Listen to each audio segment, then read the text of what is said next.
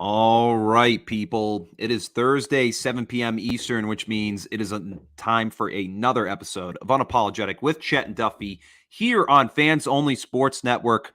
I'm your host, Chet, and as always, to my right is my counterpart, Duffy. Duffy, how are we doing today on this Good July evening, 14th Chet. day?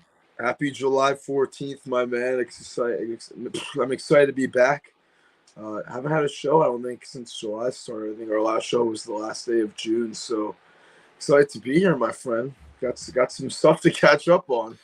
Yeah, we have a lot to catch up on. I mean, obviously, right now, news has kind of been a little bit dry for the most part in terms of where we are in the season right now in most sports. I mean, really, the only active sport going on at the moment is baseball. So, I mean, baseball we'll touch upon closer towards the end of the episode, but for the most part, we're going to keep it with the NFL. And we got some topics here to go over real quick, just a few quick ones. And of course, a lot of them are going to surround the Cleveland Browns organization. To start off with that one, we're going to have to talk about what just happened a few weeks ago before we could even really get on top of it. So the Cleveland Browns agreed to a trade with the Carolina Panthers to trade Baker Mayfield in exchange for a fifth-round draft pick for the 2024 season. Baker Mayfield finally leaving the organization after the team traded for Deshaun Watson back in the early parts of the 2022. And now he will likely be fighting with Sam Darnold for that starting job down there. Yeah, Baker Mayfield finding a new home. It's about time. I mean, his name has been swirling around the trade market the last 3 or 4 months, ever since they got Deshaun Watson's from the Houston Texans. So it's about time he's got traded. I mean, the Carolina Panthers were definitely one of the quarterback needy teams this offseason. That was a potential destination for him the whole summer so far. So it's good they finally got this done. I think Baker Mayfield is 100% an upgrade over whatever Carolina has at quarterback right now. They have Sam Darnold as the incumbent starter, and they just drafted Matt Corral in the third round in April. So Baker Mayfield adds to an already kind of uh, you know big prospect quarterback room. I don't want to say talented quarterback room because Sam Darnold really hasn't done anything in the NFL, and Matt Corral, and he was projected to go early in the first round for a lot of his final season at Ole Miss, but fell to the third. So Baker, I mean, it's his job to lose right now. Week 1 on that schedule is against the Cleveland Browns, so I'm sure he has got that one circle on his calendar a little bit. Yeah, absolutely. That'll be a big revenge game for him because really towards the end of the 2021 NFL season, we were kind of really looking at the way the Cleveland Browns were treating Baker Mayfield. And it was just very disappointing to see how almost ungrateful, I guess is the word, in my opinion, for Yeah, the services he brought to the team.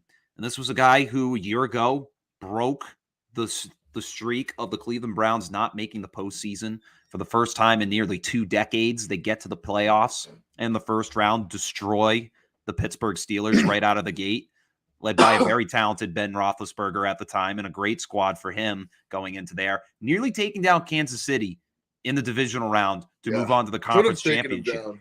Could have.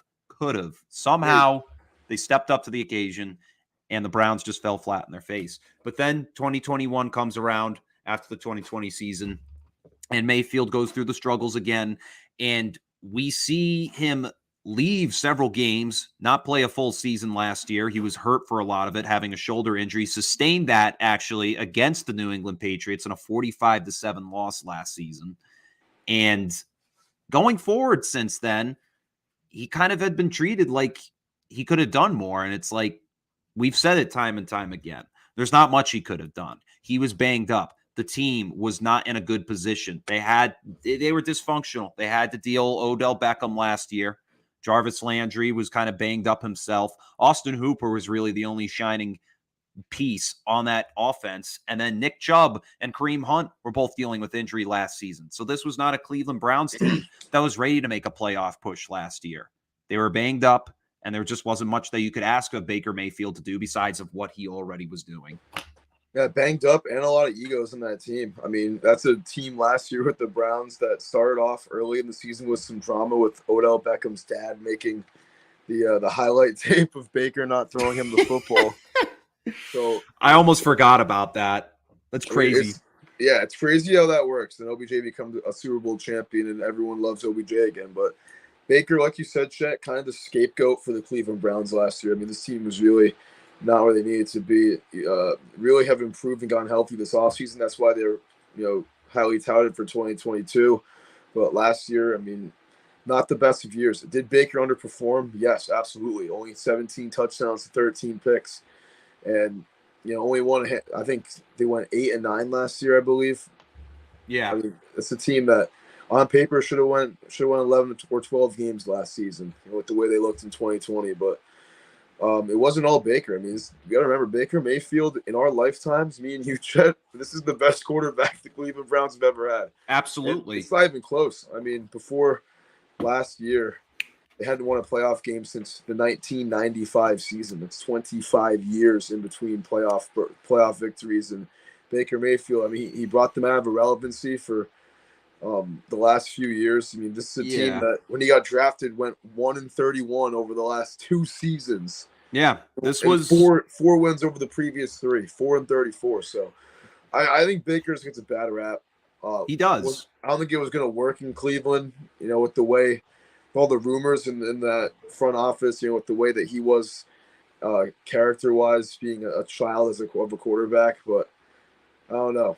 I really do root for him in Carolina. I think everyone's going to root for him in Carolina in wake of the Deshaun Watson allegations. But, I mean, I think it's a good divorce. There's a much-needed divorce between Baker Mayfield and the Browns.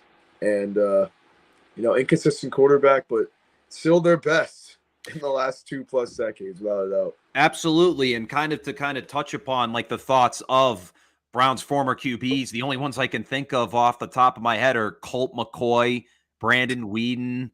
I mean, I could go on. I'd have to look it up probably. Josh McCown. Josh McCown. Yep, McCown. That's right. Jason Campbell.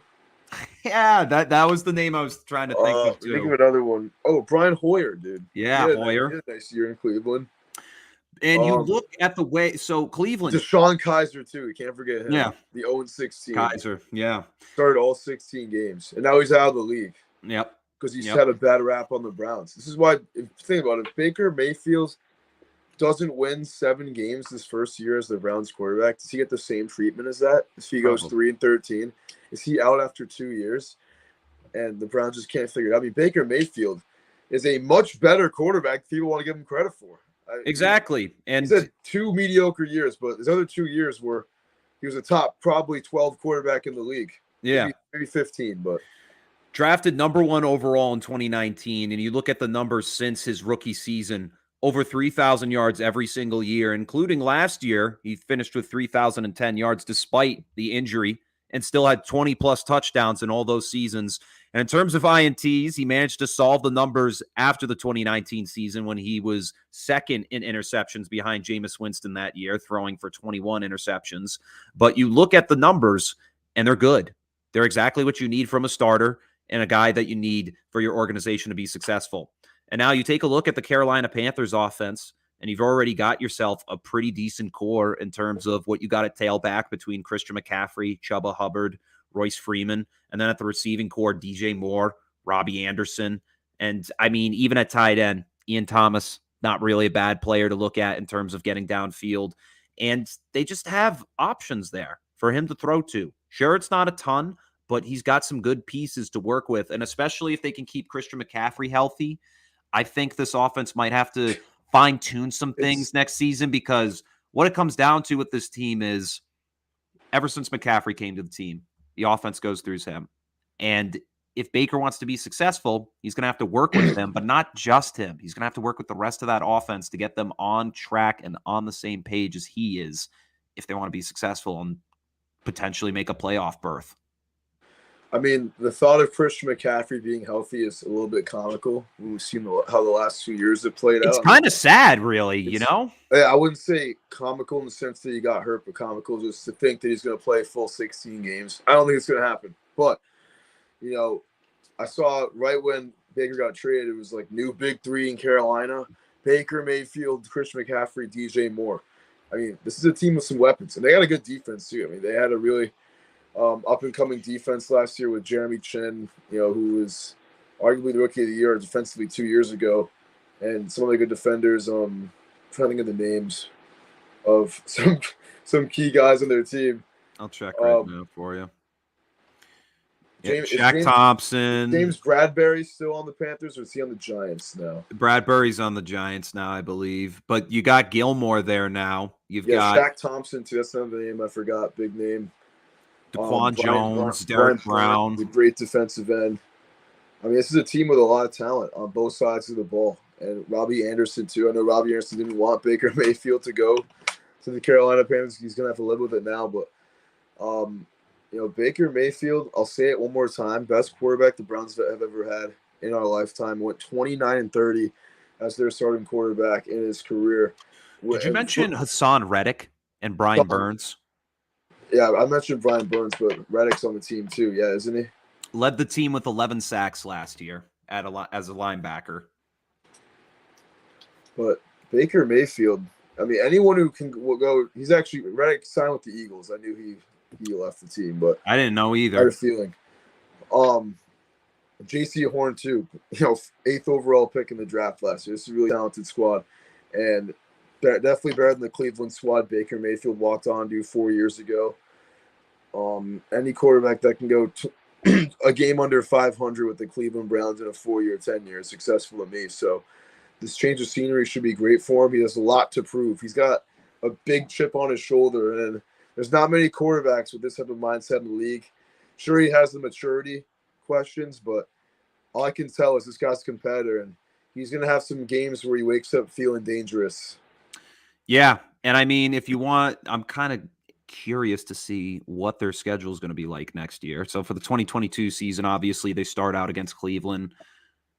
Let's see, what are some big matchups here? They got the Cardinals and the Niners at home. Oh, wow. They play 3 NFC West opponents from week 4 through 6. They play the Cardinals and the Niners at home, and then they go to LA to play the Rams, and then they come home and play Tampa right after. The tough stretch of games right there. They got Baltimore. They go to Baltimore, and then they come home and play Denver. And then they've got, they go to Cincy too. They've got a tough schedule for them this season. I don't really see them finishing with more than 8 wins, honestly. And in terms of what that division looks like, I mean, it's going to come down to how the New Orleans Saints play this year. Because, I mean, for me, Tom Brady and the Bucs, they've already won the South. That's kind of the way I look at it right now. Unless some type of injury happens, some type of things happen. That's just the way sports is. But I think if the Panthers want to have a good foothold in the division, it's going to come down to their series between them and the Saints. Because Jameis Winston's going to be back this year. Michael Thomas will likely be back this year. Alvin Kamara will likely be back, potentially. There's potential. But they're going to have to play a tough defense. So it's a whole other story I always forget about, that he punched a dude. And games. It sounds like week 3 too, so you might. It sounds like that got swept under the rug too. But they were still looking at it as of a few weeks ago. But the Carolina Panthers, I think it's not only about their division; it's about the conference as a whole. I mean, the NFC, we talk about it all the time on this podcast. It's looking a lot rough going into next year. A lot more rough, a lot less decent quarterback play, and Baker Mayfield already catapults probably into the top 7 quarterbacks in the conference now, as opposed to the AFC where he was probably around 12 or 13. So, look at the NFC East. I mean, probably the Eagles and Cowboys make the playoffs. That's probably it. Maybe Washington could be a contender for wild card spot. There's 3 wild cards. NFC North, Packers win the division, I would say, but. And there's other 3 teams. We've seen them choke the last few years. Minnesota, maybe. But, they haven't come out strong as of late the last 2 seasons. But in the NFC South, I mean, Bucs will win the division, obviously. And I will put any amount of money on that they're going to win the division. But I guess, my question to you now would be, where would you place the Panthers in those standings? I think the Panthers, look at the NFC, I think they're going to finish on the cusp of the playoffs. Probably 9 or 10, probably like 10th in the NFC. Yeah. Maybe 9th. It's going to come out of the last few weeks. I think that they're going to have to win a lot of games, or at least a few games that they shouldn't win. Get some upsets late in the season. Maybe beat Tampa Bay once.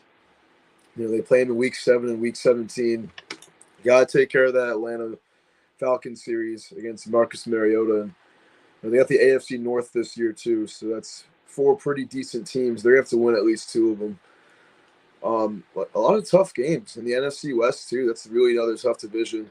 Whole other animal they gotta beat. So this is a tough schedule for Carolina Panthers, but in a weak NFC, if they can just take care of the games they have to and win some of the games they shouldn't, they should be right up there in the mix till early in January. Yeah.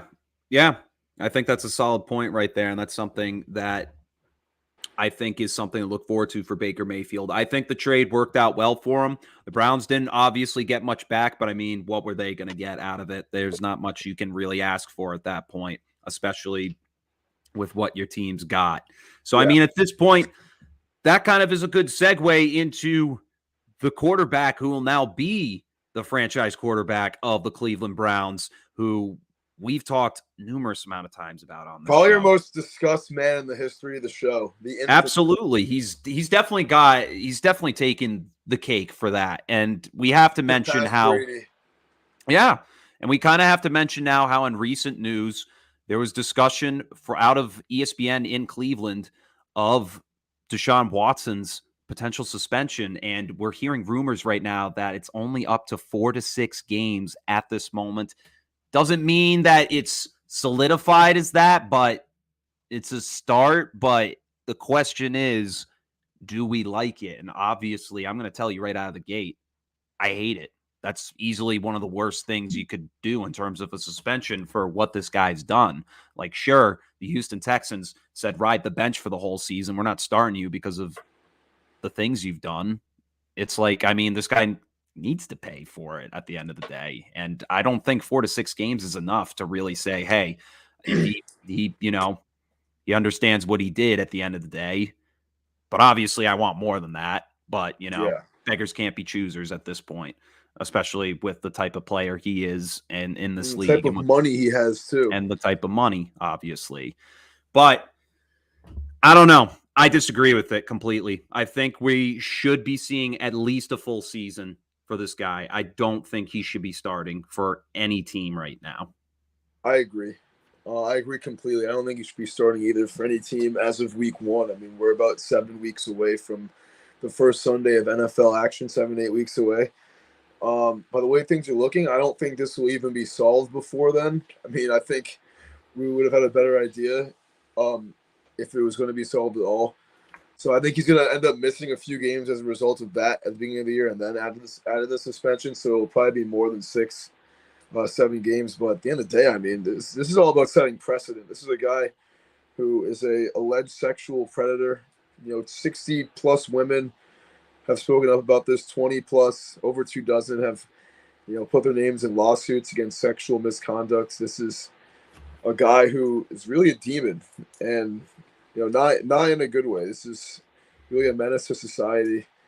Maybe I'm a little bit hyperbolic. I don't know the whole X's and O's, obviously, but when you have that many women coming up and speaking against you, it's pretty hard to not believe it. To not believe it. So I think in terms of the precedent it's going to set a bad precedent. They kind of set this precedent 12 years ago with Big Ben's suspension of 4 to 6 of 6 games reduced down to 4 back in 2010 when he was under similar fire. But to the magnitude that Deshaun Watson's case is, he already missed a whole year as it was last year with this. And, I think just with the amount more that's already been spoken on it, he should, kind of repeat the same sentence. So it also brings up the point. I mean, we just saw Calvin Ridley get suspended for a whole season for making 3 parlays totaling $1,500, which is, a lot. Which is chump change for him. Yeah, it's lots of guys like you and I, but it's pennies on the dollar for Calvin Ridley, who's making 15+ million a year. Yeah. So I just think it's a bad look for the NFL, and I think, the NFL is and football at college stages too. I mean, they've really covered up sexual assault, tried to kind of not speak too much on it, and not make it more than what it is. But that's the problem with society today. So, and I think the problem 6-game suspension would completely. And I think the main thing that has always been kind of a big question mark about the NFL and its disciplinary action is where's the line drawn?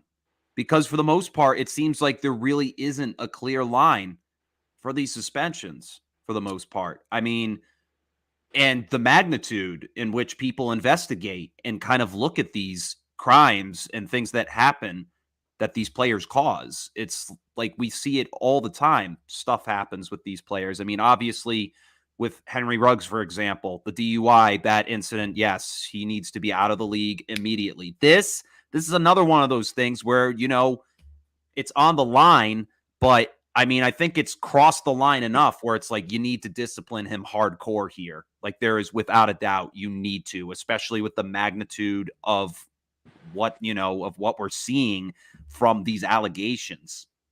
At the end of the day, I look at all this and, I think there just needs to be something drawn out by the league where they can kind of come to an understanding and also I'm getting text notifications out of the blue. I should have turned them off. Anyways, they need to be able to look at these cases and clearly be able to decipher and be like, okay, this is what we need to do going forward. This is how many games a person who does this will get suspended for, or maybe even not even play football ever again for. So it's just one of those things where I feel like the NFL is just too they aren't clear cut with their decisions. And if they want to look more professional to not just the players, but to most importantly its fan base, its consumers, they need to do something that people can look at them and take them more seriously as a result. Absolutely. And no one's really taken the NFL seriously in that regard. Or, football people in general when it comes to covering up sexual assault. So, or disciplining it as much as they should. I mean, every year we have issues of domestic violence and sexual assault allegations. I mean, Ezekiel Elliott got suspended 6 games for his sexual misconduct from 4 years ago, or 5 years ago now. Actually, it's 2017. Which there's a video of him grabbing a lady's chest on the Tampa Bay Buccaneers pirate in the stadium, pirate ship in the stadium, and that got him 6 games. So these allegations against Deshaun Watson, I mean, 66 women, man, like 24 speaking against you.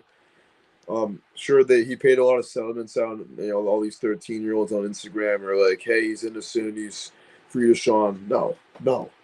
We've said it so many times in the show. It's a little bit redundant by us, but there should be no way. Should be no way. None. There shouldn't be He plays any a snap way. in 2022. It would be a travesty. A lot of Browns female fans were pretty distraught over the max signing of Deshaun Watson, making this man the highest paid player in the NFL at the time of his signing. 5 years, $238 million. Guaranteed. Disgusting. It's disgusting. Being paid just about $250,000, $1 billion. I don't think $250 anything million. that happens to Deshaun Watson will be as bad of a look as that for football. It's him getting paid that much money. Exactly. And I mean, it's like the league can't do anything in terms of like, oh, how much money do organizations pay players? I mean, obviously they have the cap room and all that, but for Cleveland, it's just unprofessional as a franchise to go ahead and do that, especially with the amount of cloud that surrounds this guy. Honestly, if I were any team in the NFL or any owner in the NFL, it's just me. It's just me. This is just me. I don't own billions of dollars at the end of the day, but I mean, I wouldn't want to set foot near this guy. I wouldn't want to pay this guy a single cent of any of my hard-earned money because I know one of what it would do in terms of backlash. And I mean, hey, I don't know. Maybe they know something I don't. It's one of those things, but it's disgusting to say the least. It is disgusting, man. And it makes me a little bit sick. And it has for a while. Not just his actions, but the way the league's handled it and the way the league will continue to. Because, I know Deshaun Watson is a big money maker to the National Football League. He's one of the best athletes in the NFL, but they got to do what's right here. They got to do what's right. They do. They absolutely do. And the question is if they will. That question will come with time, of course. So that concludes our talk there of Deshaun Watson. Obviously, when we get more news about the suspension, because I really hate talking about it all the time, but, when we get more news on that, we'll bring it up as usual. We'll have to go over it. He's probably been the most talked about athlete on this podcast since its conjuring, if you may, or its conception, I should say. So now, this brings up a little bit of some drama that it has to do with New York Jets quarterback Zach Wilson. Apparently, his ex-girlfriend comes out and says that he has had sexual relations with her mother's best friend. And this is interesting news. And Zach Wilson came out today breaking the silence saying, "What I miss." Yeah, that's a pretty baller line. Rumors swirling that Zach Wilson cheating on his old ex-girlfriend with his mother's best friend. It's pretty crazy when you think about it. Many people, young men, say that's a man's dream come true. But I don't know. It's pretty crazy to think about. But Zach Wilson really got some good praise from NFL fans. A lot of Jets fans loving their franchise quarterback a little bit more after that. And it all started when his ex-girlfriend started dating his BYU roommate and ex-best friend Dax Milne. That's the thing. Even reading this article here, it even says it's kind of uncertain as to when they specifically broke up. Like, there's no clear. A little bit ago. Yeah, he definitely cheated though. Because that's what she was trying to insinuate, I believe. But hey, I mean, Zach Wilson, a little bit of a distraction to his second season. But fun fact about Zach, he now has more MVP betting odds or bets on his MVP odds than Tom Brady, Aaron Rodgers on a Caesar Sportsbook, which is nuts. All the people are hyped about Zach Wilson. Is it going to happen? No, the former BYU quarterback repping Cougar Nation pretty well right now. I honestly loved it when it came out, the news. When you told me earlier this afternoon, because honestly, somebody mentioned something. I don't know how you didn't hear about it yet. I don't know, man. It was just, I've been kind of I've just kept my head down recently in terms of not in terms of news. Like, if it pops up, I'll see it, but it's I don't know. I'm not searching through the headlines anymore. You probably just forgot to go on Instagram that day. Probably. It was all over NFL memes. You would have seen it for sure. I definitely would have. I mean, I've been working all the time lately, and honestly, a lot of my attention has been on Major League Baseball as of this moment, since we're about to hit the All-Star break. Yeah. Which we'll get to in just a moment, very briefly. But I mean, in terms of this is definitely, I can't really put a finger on if this is just something to really distract people in terms of oh, well, maybe this is just her kind of throwing shade at him again for something. But at the end of the day, it's a distraction. And Zach Wilson clearly showing clear-cut signs of the way he's handling it, that he's not letting it bother him. And he's doing the right thing as a professional athlete to not let this type of drama get the best of him, be above it, as people say. I mean, hey, I have to deal with crap like this sometimes myself, where it's people will try and stir stuff up, but you got to be the bigger man at the end of the day and be above it. Absolutely. I thought I almost deleted our banner. I was gonna fix this banner. It was bothering me. It was his mother's best friend, not his ex-girlfriend's mother. But you're right. He's got to keep his head down. He did what he had to do, or I guess he did what he didn't have to do. But he's poised for a big year too. That Jets team got a lot better, got a whole lot better in the draft this year.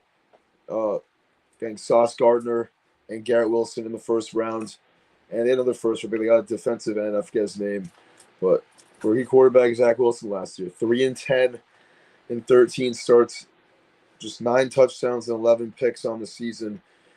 Trying to make big strides for year 2, but people forget end of his rookie year, he really cut down the turnovers the last half of the season. Had some upset wins against the Tennessee Titans. And I think that was really his only upset win, but Jets team. I Because mean, he ended up getting hurt, right? he did get hurt for a few games, but he played most towards the end of the season. That Jets team almost beat the Bucks in Week 17 too. I think we also forget about that as well. The game that Antonio Brown spazzed out on the sideline. But Yeah. And I mean, you look at the picks they made in this draft. I believe it was 3 players they managed to select in the first round. The Jets definitely look like they're stocking up on some top tier talent. And they're looking like they're ready for maybe in the next few years to potentially be a contender in the AFC East. So, I mean, Zach Wilson, he showed signs of stardom last year, I have to say. He did impress me in certain ways. And I mean, hey, the team he's on, it's just a start. It's one of those things that he's going to have to work through and mature as time goes on. I'm sure we'll see Zach Wilson become a much better quarterback as time goes on, especially as the team matures around him. I feel like we're slowly starting to see the culture of the New York Jets change from what we saw at the end of the 2000s when Mark Sanchez was leading them to the AFC Championship 2 years in a row to that ugly 2010s Jets team that just never, ever, ever saw the light of day in terms of being above any other team in the East or in the AFC for that matter. it's still This was crazy how that happened, though. The Jets made back-to-back AFC championships. Still feels like a fever dream a little bit when that happens.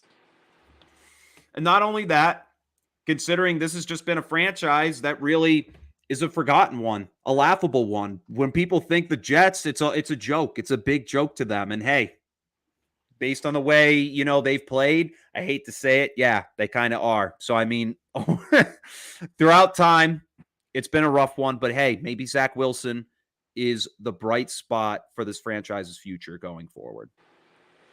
I mean, hopefully, yes. Hopefully, this gives him the extra boost of testosterone he needs going into next season. And we'll see if this drama gets the better of him. But so far, Though I don't think it will. No, I don't think so. You Especially, got some good. The Jets fans are really proud of their boy right now. So I think he'll be okay. All right, so now we move into the final segment of the show, discussing Major League Baseball very briefly. Baseball about to hit the end of the first half on Tuesday. The All-Star game happens, and then on Monday, the Home Run Derby. So the first half will conclude as of Sunday. The second half begins shortly after.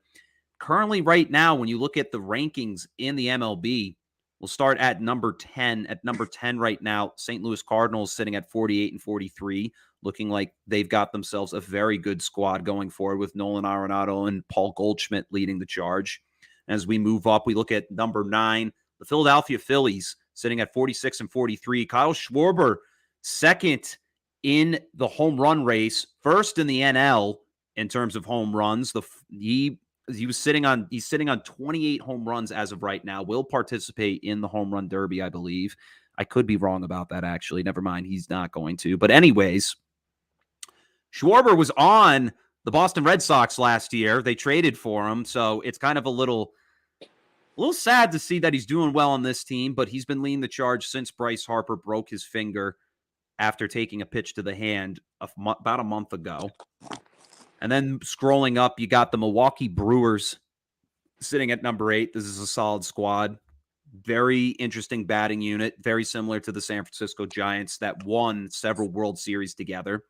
Number 7, the Boston Red Sox, which I was not... This is a power ranking list? Yeah, this is a power ranking list I'm looking at.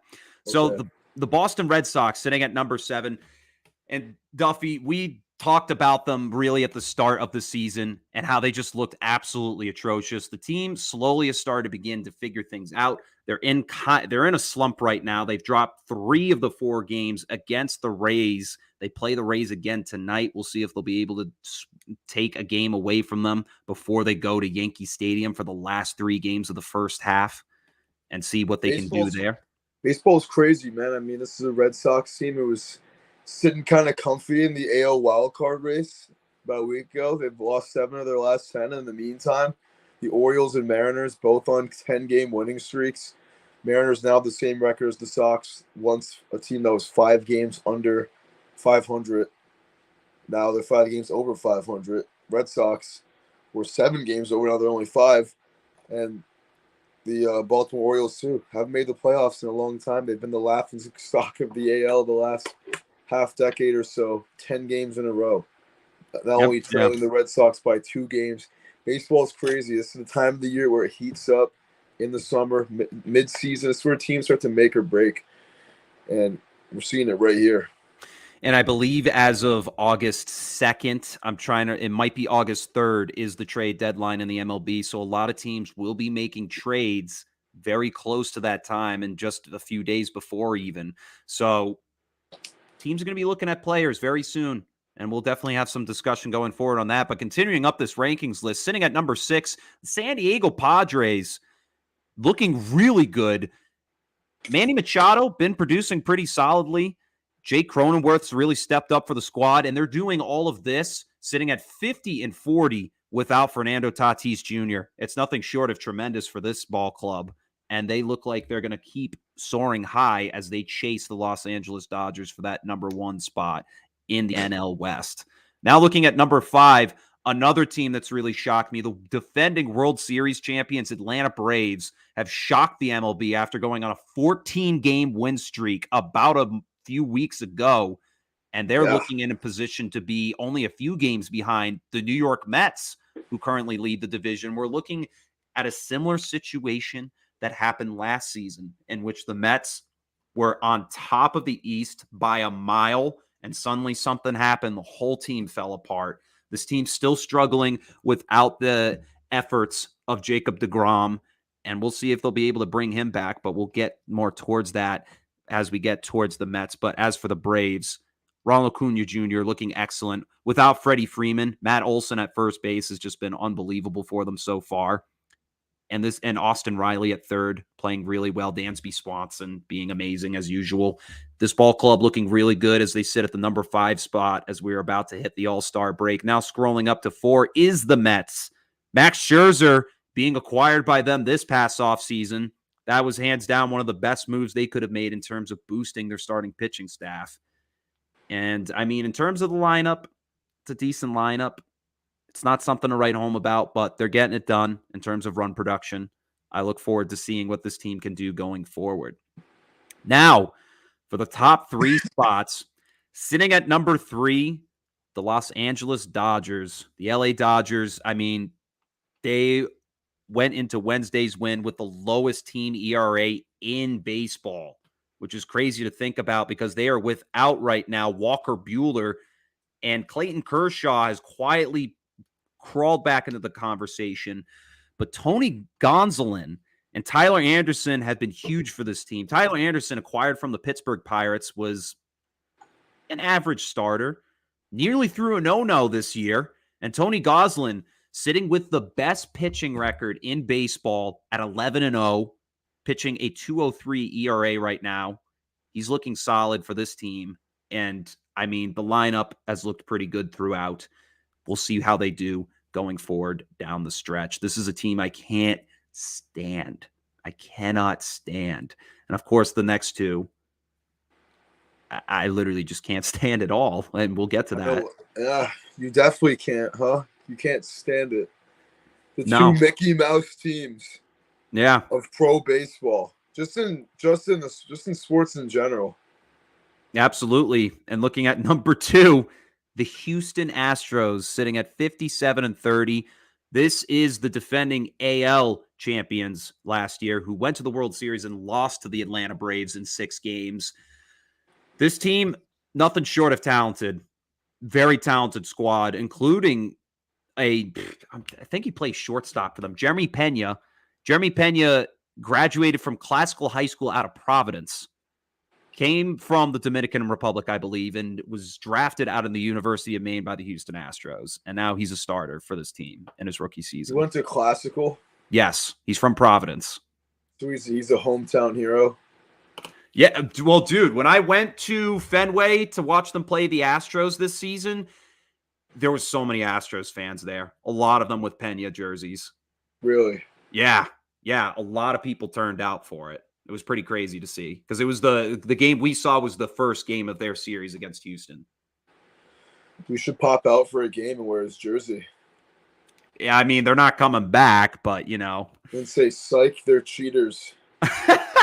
that's all that's what we were chanting when Altuve came up. But honestly, at this point, Yankees fans got to chill out with that because that's long gone at this point. And now, finally, my most hated team in all of sports, sitting at number 1 at 62-26 with the MLB's best record this season, the New York Yankees. The Yankees have looked like nothing short of the ball club that they should have been for the last 2 to 3 seasons. Aaron Judge is playing at an unbelievable level.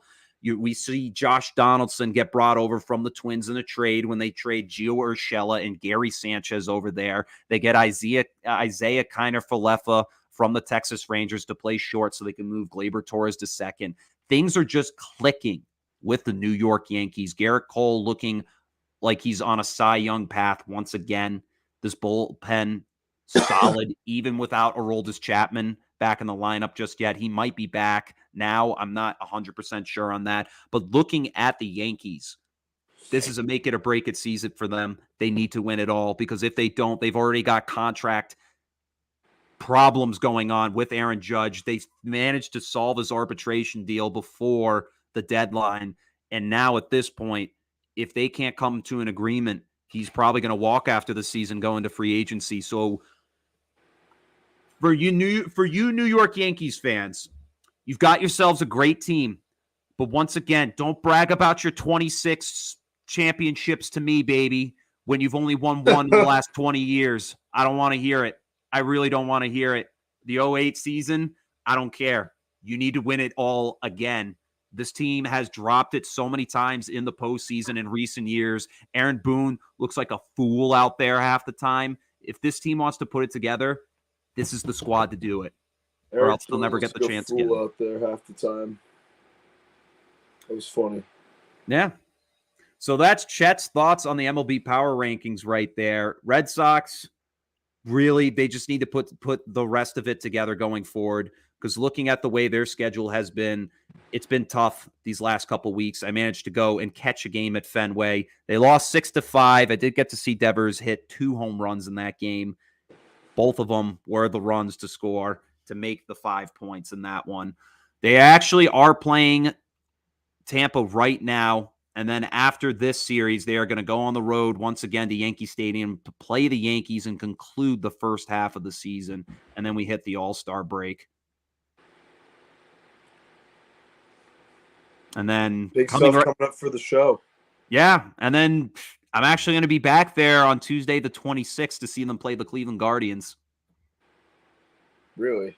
Yeah. I'm going up there with my brother, my dad, and then my friend from Pennsylvania. And the night we're going, pretty cool. It's David Ortiz Hall of Fame pin night. So that's pretty dope.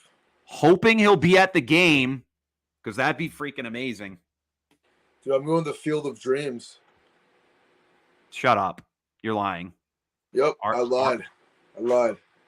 Are you going? No, I lied, dude. I lied. You know that they're going to do that again this year, right?